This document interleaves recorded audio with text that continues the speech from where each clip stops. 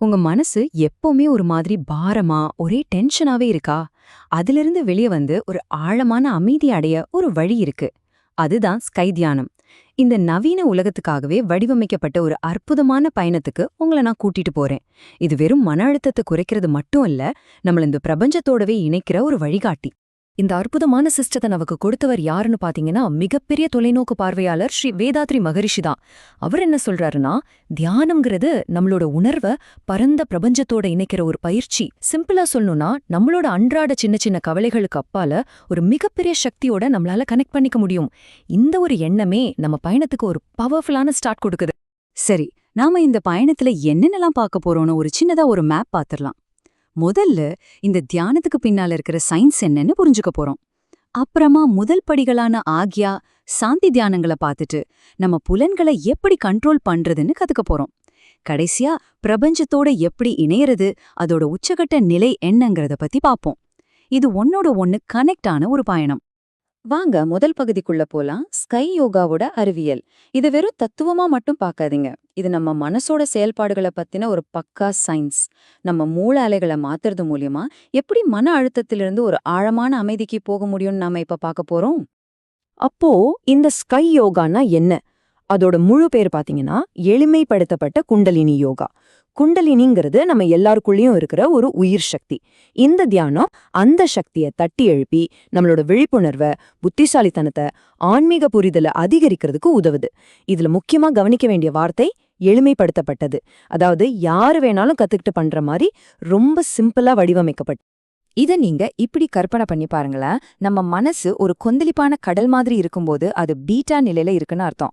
அங்க குழப்பம், டென்ஷன், மன அழுத்தம் எல்லாமே அதிகம்.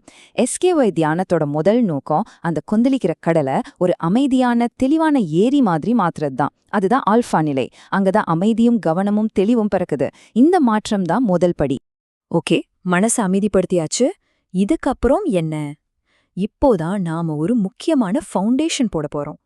இந்த பயணத்தை ஆரம்பிக்கிற ஒவ்வொருத்தரும் கண்டிப்பா தெரிஞ்சுக்க வேண்டிய, செய்ய வேண்டிய 2 முக்கியமான அடிப்படையான தியானங்களை பத்தி பார்க்கலாம். இங்க ஒரு ரொம்ப முக்கியமான விஷயத்த நாம கவனிக்கணும். இது ஒரு 2 ஸ்டெப் ப்ராசஸ். முதல் ஸ்டெப் ஆக்ஞா தியானம். இது நம்ம உள் சக்தியை எழுப்பி பூர்வ மத்தியில கொண்டு வருது. ஆனா அது மட்டும் பத்தாது. 2வது ஸ்டெப் சாந்தி யோகா. இது அந்த எழுப்பப்பட்ட சக்தியை சமநிலைப்படுத்தி நம்மள பாதுகாப்பா வச்சுக்குது. இது இல்லனா தலைவலி மாதிரி சில பிரச்சனைகள் வரலாம். இது ஒரு பவர்ஃபுல் என்ஜினை ஸ்டார்ட் பண்ணி அதை சரியா கண்ட்ரோல் பண்ற மாதிரி. அதனாலதான் ஒரு குருவோட வழிகாட்டுதல் இதுல ரொம்ப ரொம்ப முக்கியம். இந்த சக்தி வாய்ந்த விஷயத்த நாமளா தனியா முயற்சி பண்றதை விட ஒரு பயிற்சி பெற்ற குருவோட உதவியோட கத்துக்கிட்டா அது பாதுகாப்பாவும் சரியான முறையிலையும் நடக்கிறத நம்ம உறுதிப்படுத்திக்கலாம். இங்க பாருங்க மாணவர்கள் அதை எப்படி கத்துக்கிறாங்கன்னு. சரி, ஃபவுண்டேஷன் போட்டாச்சு.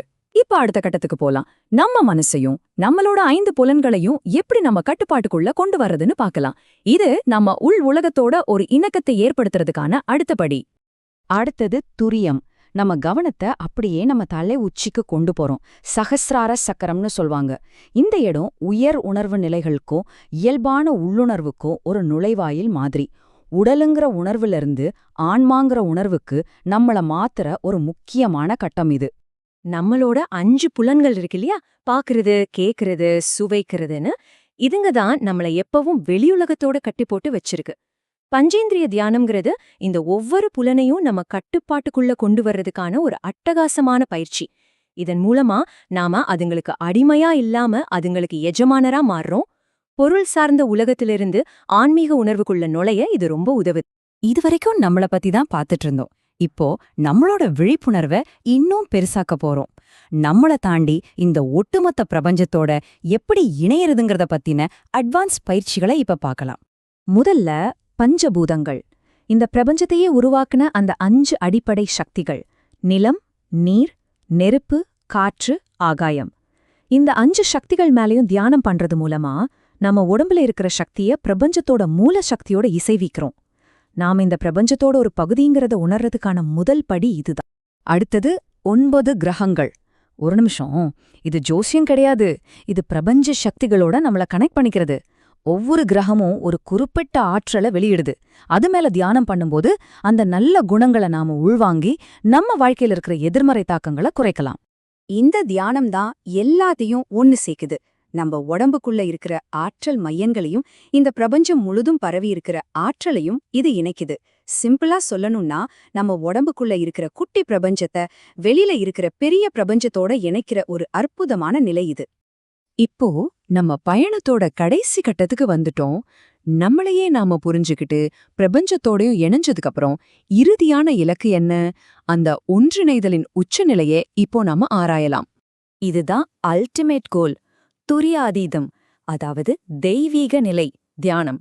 இந்த நிலையில நான்கிற அந்த சின்ன தனிப்பட்ட உணர்வு கரைஞ்சு எல்லையே இல்லாத அந்த பிரபஞ்ச உணர்வோட ஒன்னு கலக்குது.